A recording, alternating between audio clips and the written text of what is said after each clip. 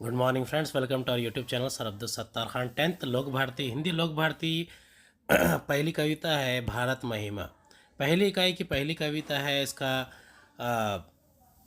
भावार्थ देखेंगे और इसे एक्सप्लेन करेंगे।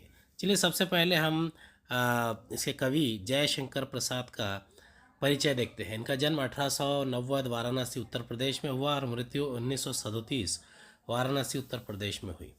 परिचय है। जयशंकर प्रसाद जी छायावादी युग के चार स्तंभों में से एक हैं।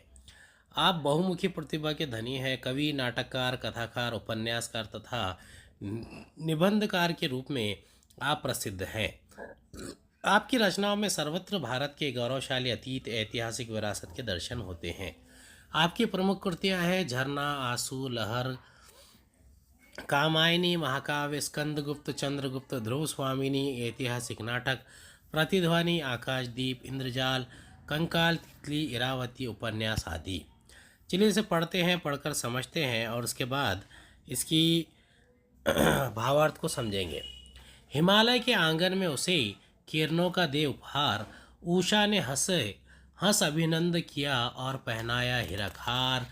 जग जगे हम लोग जगे हम लगे जगाने, विश्व लोक में फैला फिर आलोक। वयोमतम पुंज हुआ तब नष्ट, अखिल संस्कृतित हो उठी अशोक। अब उपहार का मतलब होता है भेंट। हरिक हार यानी हीरो का हार। आलोक यानी प्रकाश।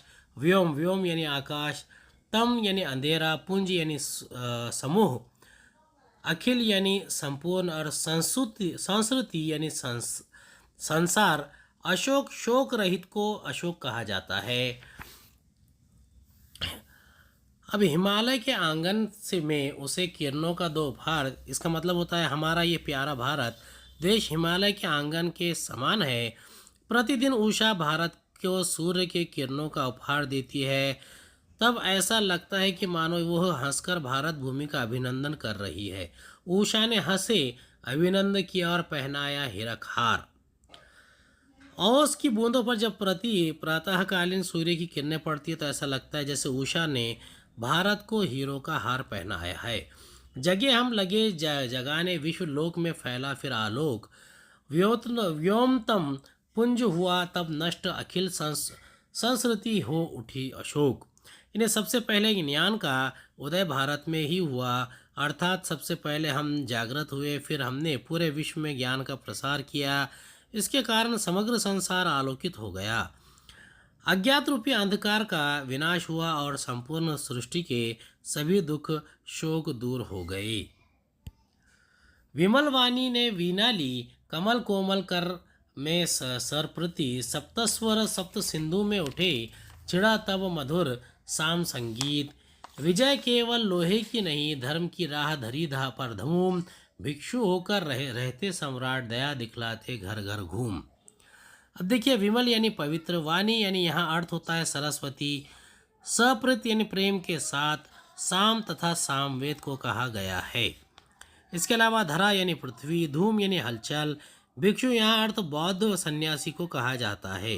लोहा से का मानी होता है कि जो शस्त्र है उसे कहा जाता है। विमल वाणी ने वीणा ली, कमल कोमल का में सप्रीत। वाणी की देवी सरस्वती ने इसी पवित्र भूमि पर प्रेम के साथ अपने कमल के समान कोमल करों में वीणा उठाई। उसकी झंकार में सप्त सिंधुओं में आती स्वरों का मोहक सरगम गूंजने लगा तथा मधुर संगीत का जन्म हुआ। इसे महान देश में संगीत के वेद सामवेद है। विजय केवल लोहे की नहीं, धर्म की रही धरा पर धूम। भिक्षु होकर रहते सम्राट, दया दिखलाते घर घर घूम। अब भारत के लोगों ने शस्त्रों के बल पर देशों को नहीं जीता। यहाँ प्राचीन काल से ही लोगों के मन में धर्म के प्रखर भावना रही है और उन्होंने संसार में धर्म का प्रचार किया है। यहाँ गौतम बुद्ध और वर्धमान महावीर जैसे धर्म पुरुष हुए जिन्होंने विशाल साम्राज्य छोड़कर भिक्षु का स्वरूप धरा। यवन को दे दिया दया का दान, चीन को मिली धर्म की सृष्टि, मिला था स्वर्ण भूमि को, रत्नशील के सिंहल को भी सृष्टि। किसी का हमने छीना नहीं, प्रकृति का रहा पालन यही, हमारी जन्मभूमि थी या कहीं से हम आए थे नहीं। अब यहाँ पर लोहा यानी शस्त्र, स्वर्ण भूमि कहा जाता है जावा को, सिंहल कहा जाता है श्रीलंका को। इसके अलावा हम कहते हैं पुत यानी पवित्र, और विपिन्न यानी गरीबी। अब यहाँ पर कविवर्य कहते हैं जयशंकर प्रसाद, हमारे देश से ही चीन को धर्म की दृष्टि मिली। भारत जावा और श्रीलंका के लोगों को पंचशील यानी अहिंसा, सत्य, अपरिग्रह, सत्य, ब्रह्मचर्य आदि के सिद्धांत मिले। भारतवासियों ने कभी किसी के संपत्ति का या किसी का राज्य छीनने का प्रयास नहीं किया। किसी का हमने छीना नहीं, प्रकृति का रहा पालन यही। हमारे देश पर महान कृपा रही। भारत सदा से हमारी जन्मभूमि है, हम इसी देश में संतानें हैं, हम बाहर के किसी स्थान से आकर यहाँ नहीं बसे हैं।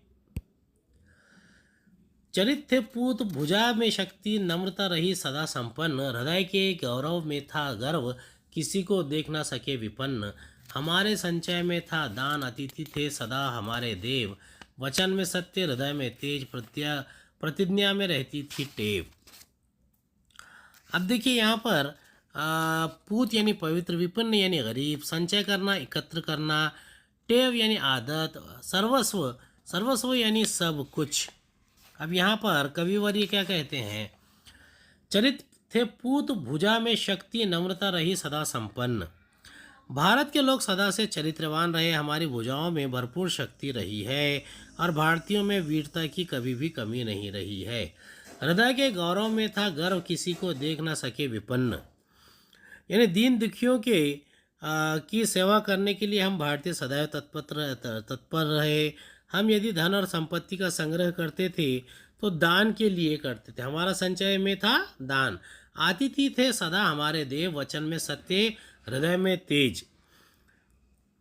तो यहाँ पर कवि कहते हैं कि हमारे हृदय में तेज था, गौरव था, हम सदा अपनी प्रतिज्ञा पर अटल रहते थे, प्राण जाए पर वचन न जाए, हमारा जीवन मूल्य रहा है।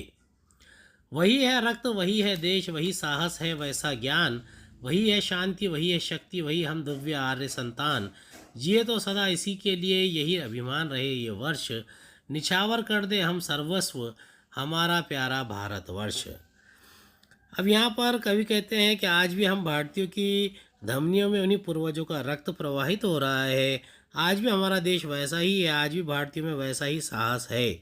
भारतीय आज भी ज्ञान के क्षेत्र में सबसे आगे हैं, आज भी हमें पहले समान शांति के पुजारी हैं। जिए तो सदा इसी के लिए, यही अभिमान रहे वर्ष। अब यहाँ पर कवि कहते हैं हम जब तक के जिए इस देश के लिए जिए, इसका हमें सभ्यता और संस्कृति पर अभिमान है। अब प्रस्तुत कविता में कवि ने अपने देश के गौरवशाली अतीत का सजीव वर्णन किया है। कवि का कहना है कि हमें अपने देश पर गर्व करते हुए उसके प्रति अपना सर्वस्व न्यौछावर करने के लिए हमेशा तत्पर रहना चाहिए। उम्मीद है आपको हमारा वीडियो पसंद आया होगा। अगले वीडियो में दोबारा मुलाकात होगी।